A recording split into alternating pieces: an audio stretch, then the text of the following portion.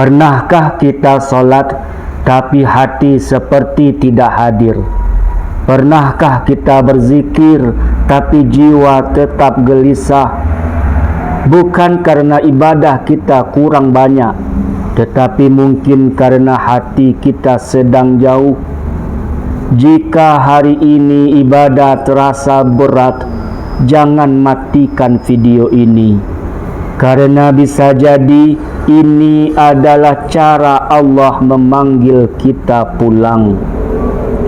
Assalamualaikum warahmatullahi wabarakatuh. Saudaraku yang dirahmati Allah, pelan-pelan tarik napas dan izinkan hati ini jujur. Kita salat, kita puasa, kita menghadiri majlis ilmu. Namun entah sejak kapan ibadah terasa seperti rutinitas, bukan lagi perjumpaan. Allah Maha mengetahui isi hati kita, dan Allah tidak pernah bosan menunggu hambanya kembali. Allah berfirman, ketahuilah hanya dengan mengingat Allah hati menjadi tentram. Al-Quran surat Ar-Ra'd ayat 28. Dan memang patutlah demikian, karena tidak ada satu pun kenikmatan yang lebih dalam bagi hati manusia selain mencintai Tuhannya. Tidak ada yang lebih manis selain merasa dekat dengannya dan mengenalnya dengan sebenar-benar pengenalan. Semakin tinggi ma'rifat seorang hamba kepada Allah, semakin besar pula cintanya kepadanya.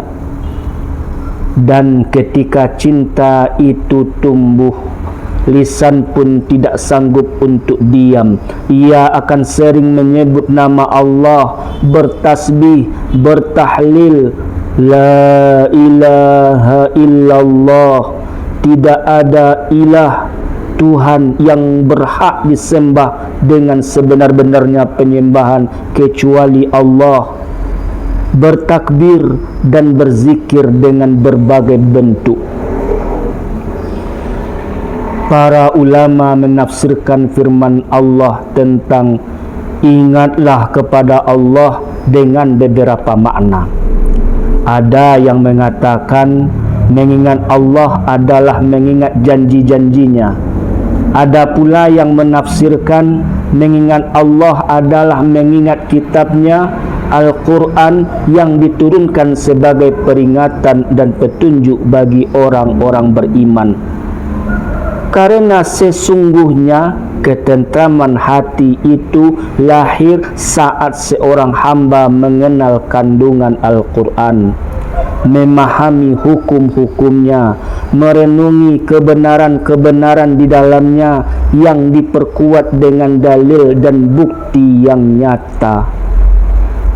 Dari situlah hati menjadi tenang, sebab hati tidak akan pernah benar-benar tentram kecuali dengan ilmu dan keyakinan. Dan semua itu ada di dalam kitab Allah, Al-Quranul Karim. Maka benarlah firman Allah, ala bizikrillahi tatma'innul qulub. Ingatlah, hanya dengan mengingat Allah hati menjadi tenang. Tanda hati mulai menjauh. Salah satu tanda hati mulai menjauh dari Allah bukan berhentinya ibadah, tetapi hilangnya rasa. Salat terasa ringan secara fisik, namun berat secara jiwa. Doa dilafalkan, namun hati tidak berharap. Rasulullah sallallahu alaihi wasallam bersabda, sesungguhnya Allah tidak melihat rupa dan harta kalian, tetapi Dia melihat hati dan amal kalian. Hadis riwayat Muslim nomor 2564. Saudaraku, hadis ini menegaskan satu kaidah besar dalam agama kita, bahwa standar kemuliaan di sisi Allah bukanlah rupa yang tampak, bukan pula harta yang dimiliki, dan bukan status sosial yang dibanggakan. Tetapi yang Allah nilai adalah apa yang ada di dalam hati dan bagaimana kualitas amal perbuatan seorang hamba. Karena itu, poin pertama yang ditekankan dalam hadis ini adalah keikhlasan. Amal bisa terlihat besar di mata manusia, namun menjadi kecil di sisi Allah jika hati tidak ikhlas karenanya. Ibadah banyak, aktivitas dakwah luas, namun jika niatnya bukan untuk Allah, maka ia kehilangan nilainya. Poin kedua adalah ketakwaan. Rasulullah bersabda, dan beliau menunjuk ke dadanya sebanyak 3 kali seraya mengatakan, at-taqwa hahuna, takwa itu di sini, takwa itu di sini, takwa itu di sini. Artinya, pusat ketakwaan bukan di penampilan, melainkan di dalam hati. Dan dari sini lahir poin ketiga yang sangat penting, larangan menghina sesama muslim. Karena jika Allah menilai hati, maka tidak ada alasan bagi kita untuk merendahkan orang lain hanya karena rupa, karena harta, atau karena kondisi ekonominya. Bisa jadi orang yang kita pandang rendah lebih mulia di sisi Allah dibandingkan diri kita sendiri. Maka hadis ini mengajak kita untuk lebih sibuk memperbaiki hati daripada menilai manusia dari luarnya. Mengajak kita untuk lebih mengamalkan dan beramal soleh daripada sibuk membicarakan orang lain dan menilai mereka. Allah tidak pernah menjauhi. Saudaraku, yang sering menjauh bukan Allah, tetapi hati kita sendiri. Allah tetap membuka pintu, Allah tetap memberi waktu, Allah tetap menunggu. Allah berfirman, dan apabila hamba-hambaku bertanya kepadamu tentang aku, maka sesungguhnya aku dekat. Al-Quran Surat Al-Baqarah ayat 186.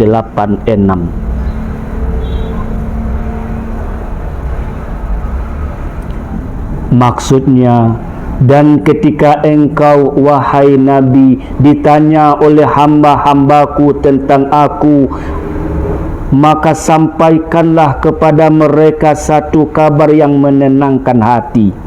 Sesungguhnya aku ini dekat.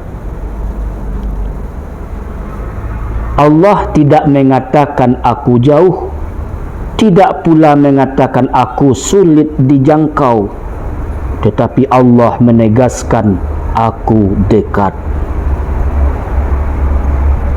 Kedekatan yang bukan seperti makhluk dengan makhluk, bukan kedekatan jarak, bukan kedekatan tempat, melainkan kedekatan yang sesuai dengan keagungannya.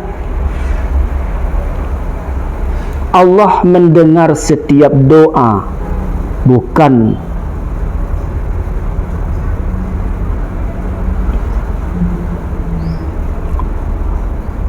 Allah mendengar setiap doa, bahkan sebelum bibir kita benar-benar mengucapkannya.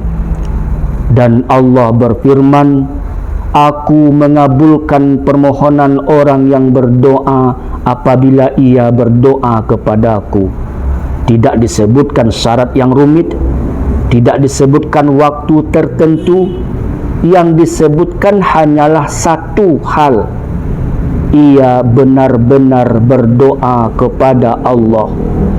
Lalu Allah menuntun kita dengan lembut, jika engkau ingin doa itu dijawab, maka hendaklah engkau taat kepada Allah dalam apa yang diperintahkan dan menjauhi apa yang dilarangnya. Karena doa bukan hanya soal meminta, tetapi juga soal kepatuhan. Bukan hanya soal lisan yang terangkat, tetapi juga hati yang tunduk. Dan Allah menutup ayat ini dengan harapan yang besar, agar mereka beriman kepadaku, agar mereka mendapatkan petunjuk menuju kemaslahatan agama mereka dan kebaikan hidup mereka di dunia. Ayat ini mengajarkan kepada kita bahwa Allah itu dekat, mendengar, dan tidak pernah mengabaikan hambanya. Tinggal satu pertanyaan untuk diri kita, sudahkah kita benar-benar mendekat kepada Allah? Dekat bukan hanya mendengar, tapi memahami air mata yang tidak sempat kita ceritakan. Selama kita masih merasa kehilangan Allah, itu tanda iman belum mati. Cara kembali dengan lembut. Allah tidak meminta kita sempurna. Allah hanya meminta kita jujur. Jujur saat lelah, jujur saat futur atau bosan, jujur saat iman naik turun. Rasulullah sallallahu alaihi wasallam bersabda, setiap anak Adam pasti berbuat dosa, dan sebaik-baik orang yang berbuat dosa adalah yang bertaubat. Hadis riwayat Tirmizi nomor 2499. Kembali kepada Allah tidak harus dengan tangisan panjang, cukup satu doa jujur. Ya Allah, aku lelah, tapi aku tidak ingin pergi. Jika hari ini hatimu terasa kosong, itu bukan akhir. Itu tanda Allah sedang memanggil. Pelan-pelan kita perbaiki niat, kita hidupkan kembali rasa. Karena Allah tidak pernah menutup pintu taubat selama nyawa belum sampai di tenggorokan. Tekan subscribe agar kita terus bersama di jalan kebaikan. Jika bermanfaat, biarkan kebaikan ini mengalir melalui dirimu.